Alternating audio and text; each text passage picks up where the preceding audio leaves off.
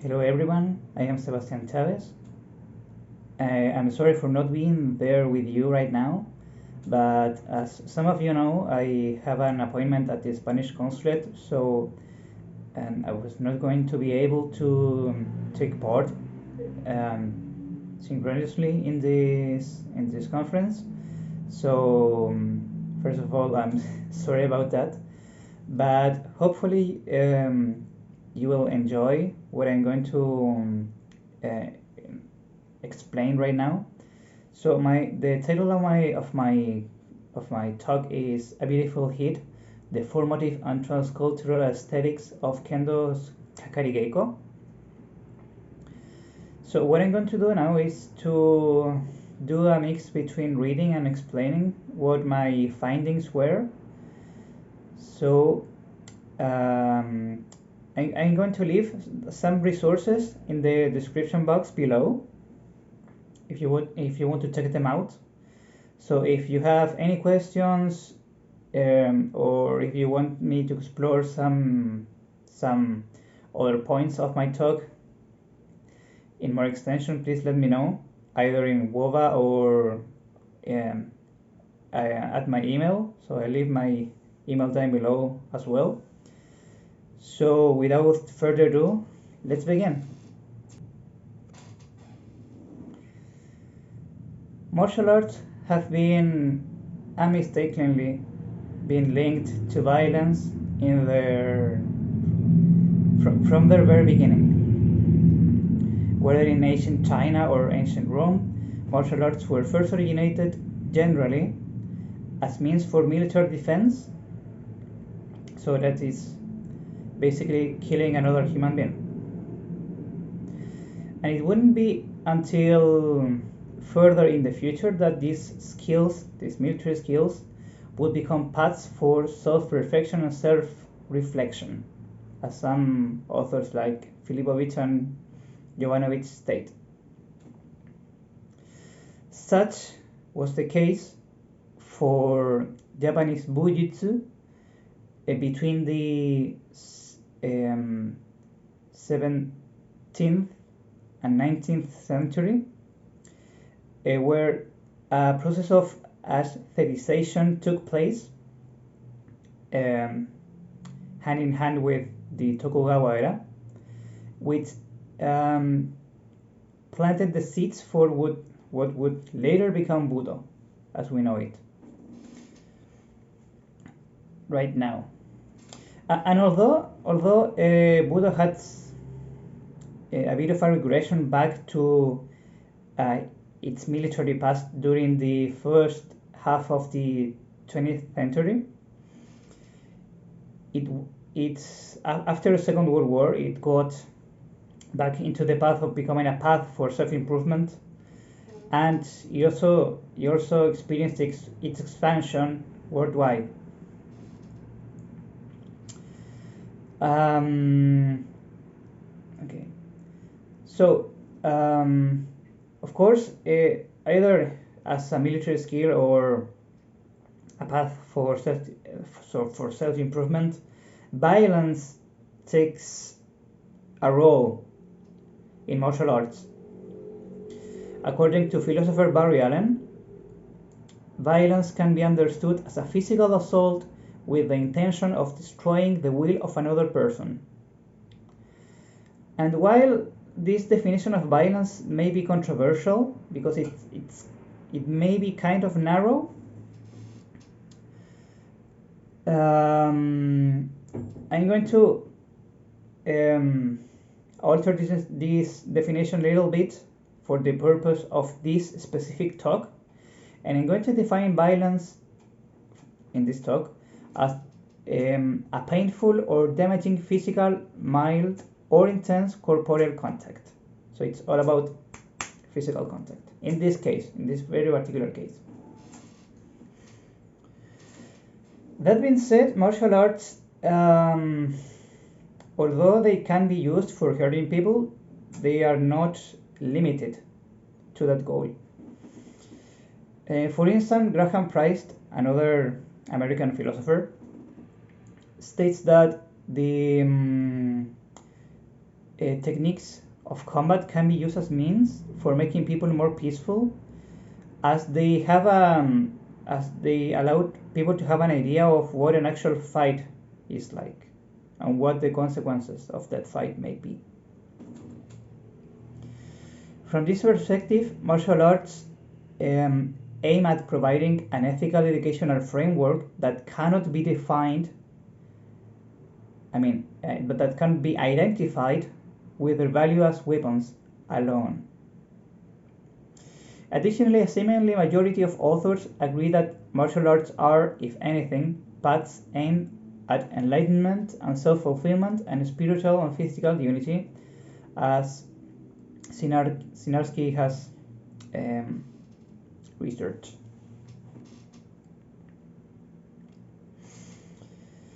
Complementarily, Lamin Ouedraogo states that martial arts movements and techniques are mostly of aesthetic value and means for killing one's own ego. Okay? So, in this sense, violence can be framed as a means for revealing profound philosophical and existential ideas, and Kendo is no exception to this rule. Martial arts have become notable because of their practical soma aesthetics. This means engagement in programs of corporeal, disciplined, and reflective practices aimed at somatic self-improvement, as Schusterman has largely researched. In Japanese pragmatism, the do or path fuses theory and practice into one as a normative way of following ethical, existential, and aesthetic principles and values, as it can be seen as Kendo. So for those of you who don't know what Kendo is, briefly defined, because I could be here talking about Kendo for 2 hours. Kendo, or the way of the sword, Ken meaning sword and Do meaning way or path, is a Japanese Budo, so Budo meaning contemporary martial arts, where two fencers face each other using a shinai, trying to hit either their head, their wrists, their torso, or their throat, using a bamboo sword called a shinai, while wearing white trousers called hakama, a thick jacket called keikogi, and the armor itself called bogu, which you can see the man of behind me. This is called men. Okay. While trying to apply the principles of the katana through rigorous mental and physical training. Now, in the context of Kendo, several exercises and drills are performed, but maybe one of the most well-known and arguably the most intense of all is Kakarigeiko. So, what's Kakarigeiko? Kakarigeiko is a drill where there's a receiving end and a striking end.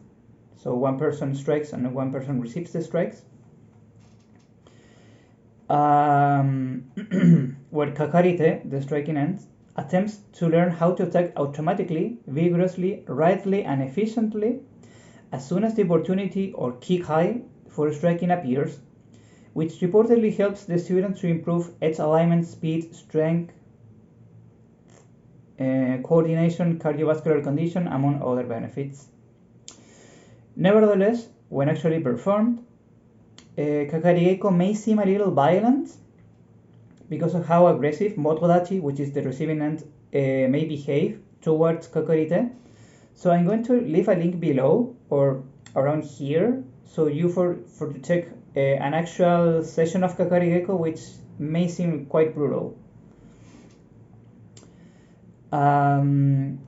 So, how exactly Kakarigeiko contributes or provides a foundation for improving the Kenshi's technique and overall aesthetics of his or her Kendo through the use of violence as we defined it in the beginning. So in order to answer this question, I interviewed 6 high-level instructors in Chile, 4 men and 2 women, who have trained both in Chile and Japan, so they have a fairly good grasp of how Kendo is actually practiced in Japan, where Kendo was born. And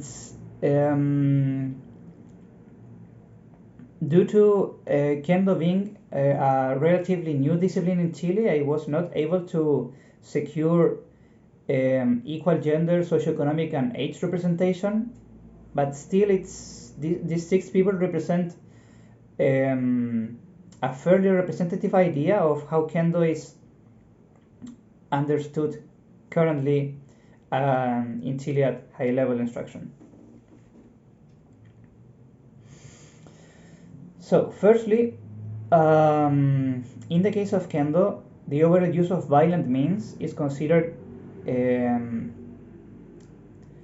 to aim at self-perfection and self-mastery, as Budo and martial arts usually are, which by no means excludes experiencing some degree of suffering during practice, suffering that has been challenged by younger generations as not being necessary to self-improve oneself.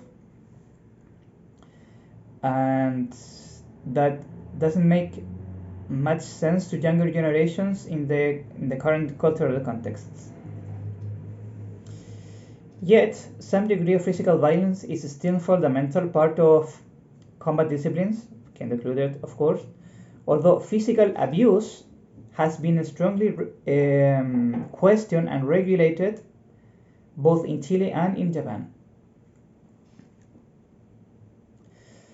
Nevertheless, a distinction between violence and aggression is also made, as it is considered that some violence is a valid way for teaching kohai, the learner in this case, how to react to stress, so they can be aware of circumstantial and emotional emergent phenomena, allowing them to react with mental fluidity and flexibility. Now, considering the roots of Kendo in Shinto, Confucianism, Buddhism, and Taoism, emphasis on physical, psychological, and social education is to be expected. Indeed, some of the interviewees explicitly mentioned that religious or spiritual syncretism paved the way towards overcoming one's own physical and emotional limits.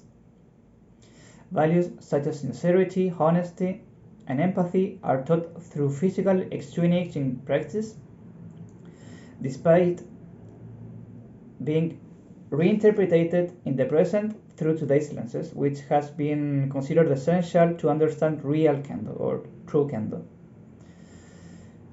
It was also mentioned that the internal hierarchy of Kendo makes it easier for the instructors to divide roles and developing more efficient strategies when it comes to teaching other people.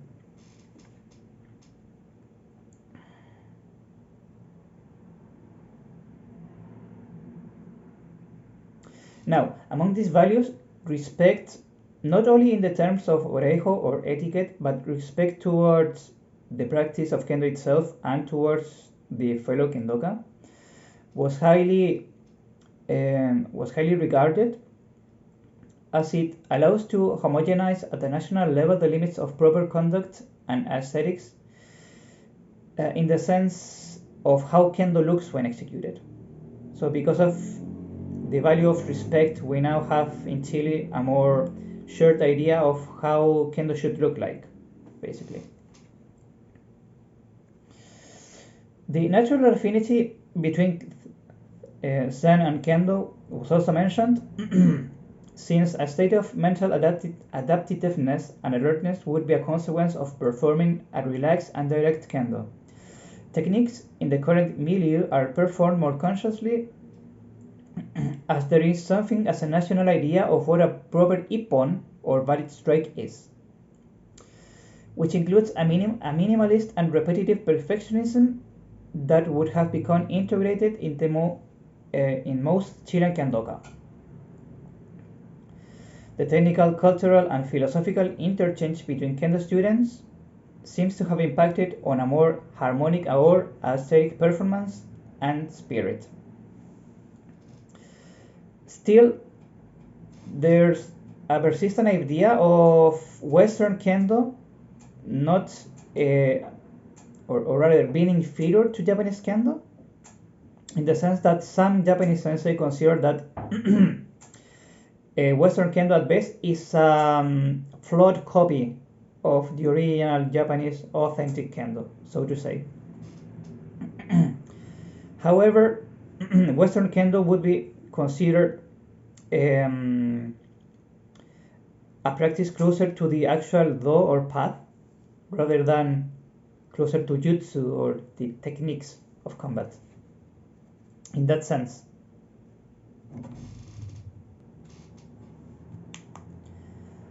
since Kakarigeiko is is an exercise where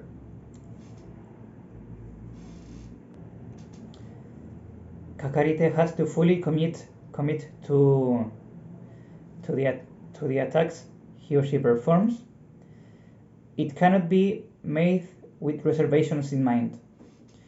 In this sense, throwing oneself, fully committing to an attack, which is called Sutemi, is fundamental in overcoming fear and overcoming insecurity and distraction in Kakarigeiko. As no reservations are held, Kakarite is forced to overcome the fears of exhaustion, so the spontaneity of body and mind can flow naturally. A stronger spirit reportedly allows Motodachi to polish the best and the worst in their kohai so they can just focus on acting. Now, it has to be mentioned that while Japanese and Chilean Kakarigeiko used to be clearly different in the past due to unequal development of their Kendo scenes, nowadays any superficial difference is rather a consequence of the people who teach and not a result of technical or theoretical understanding. There are, nevertheless, some structural dissimilar aspects between both countries. So, namely, since age groups in Chilean Kendo are so heterogeneous, Kakarigeiko tends not to adapt to the physical capability of each single practitioner, but instead structures set an average of physical toughness, so to say, and they develop an average for the entire group, not for each single individual, to push each individual to its limits. It's the entire group that is pushed to its limits. Unlike Japan, where kendokas can be divided by age. Moreover, because in Japan people are divided by age and tend to start their kendo journey during childhood, kendoka in general have more training experience and thus are more experienced doing Kakarigeiko, which as a consequence increases their stamina until their university years. So in Japan, any further development after that can only be secured if they have a job where they can practice regularly. This shift in priorities of practice influences the purpose of Kakarigeiko. Namely, the older the kendoka, the less physically pushed he or she will be, and more emphasis will Kakarigeiko have in developing a stronger spirit. Another factor to take into consideration as a point of difference between Chile and Japan is that usually in Chile, Kakarite and Motodachi are peers, so they have a relation of equals, while in Japan, Motodachi is usually the sensei. So in Chile, since they start from this equal basis, they tend not to push each other too hard, unless it's the sensei or the dai senpai, the main senpai in the dojo, who is conducting the Kakarigeiko. Now, we have also have to mention the potential, since Kakarigeiko is such an intense exercise. There is room for abuse, which was identified by all interviewees, and all of them had abuse stories in Kakarigeiko. But this was considered to be part of the person conducting the Kakarigeiko and not a flaw in Kendo itself, especially since some senses say that Kendo is correct and people are incorrect. So it would be people who corrupt Kendo. Kendo would be somewhat perfect in this definition.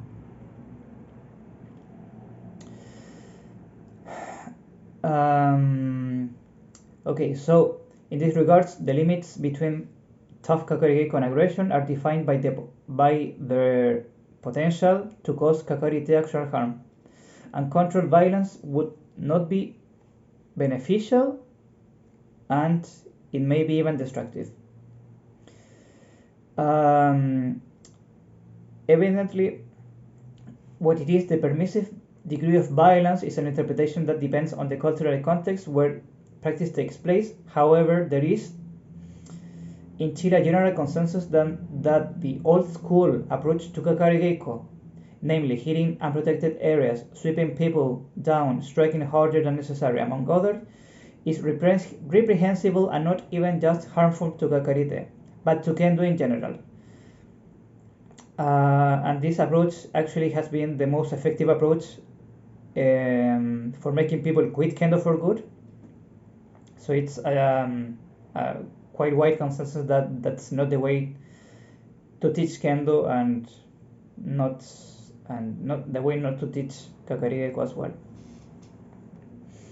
That being said, it has to be noted that in some scenarios Motodachi can be the victim of abuse when he or she is a lower rank than Kakarite, especially since they provide their body as a target for Kakarite to strike with full commitment. Regardless of who is being abused, however, in general terms, this violence is less acceptable in Chile than it is arguably in Japan. Yet in either case, sensei should always try to push Kakarite to their limits in the smartest but most challenging way possible.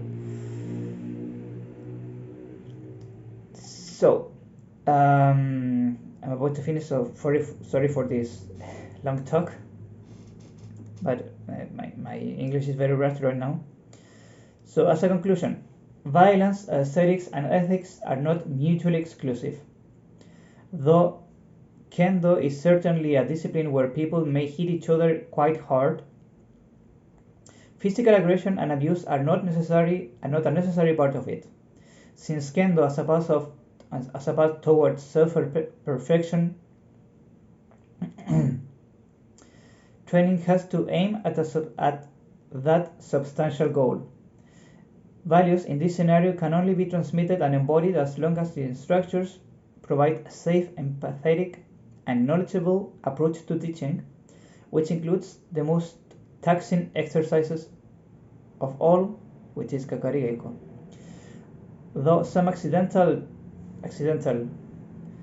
differences between Chile and Japan were reported, their commonalities showed up to be far more than their differences. Thus, the ultimate goal of Kakarigeiko, strengthening Kakarite's spirit, can only be achieved by pushing the body and mind to their absolute limits, which pushes the boundaries of what Kakarite can accomplish.